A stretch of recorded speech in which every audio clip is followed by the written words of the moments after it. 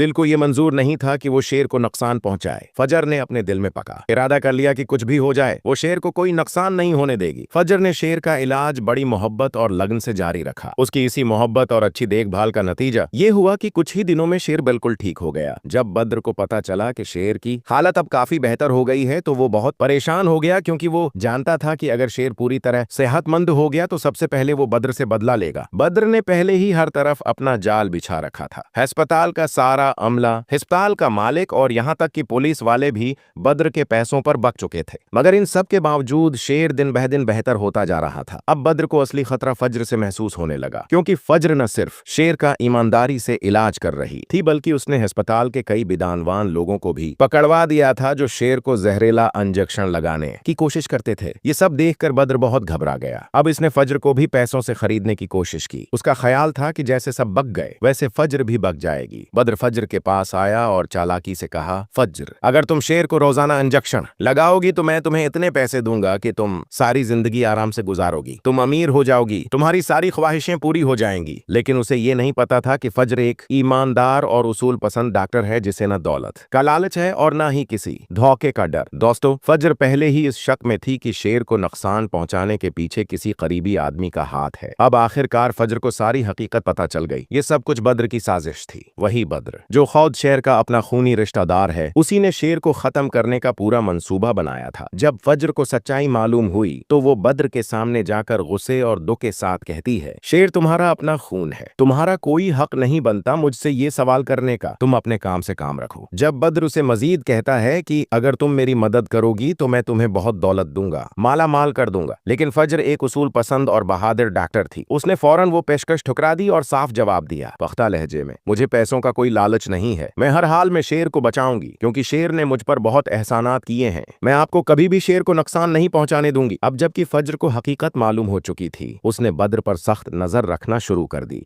वो अस्पताल के हर डॉक्टर, हर नर्स और हर उस शख्स पर नजर रखती थी जो शेर के कमरे में आता जाता था, चाहे वो ड्रिप लगाने आए या दवा देने। फज्र दिन रात शेर की निगरानी करती और उसका इतना ख्याल रखती कि कुछ ही दिनों में शेर पूरी तरह सेहतमंद हो गया और आखिरकार शेर को अस्पताल से छुट्टी मिल गई। ये सीन आपके ड्रामे में न सिर्फ सस्पेंस बल्कि जज्बाती असर भी डालेगा।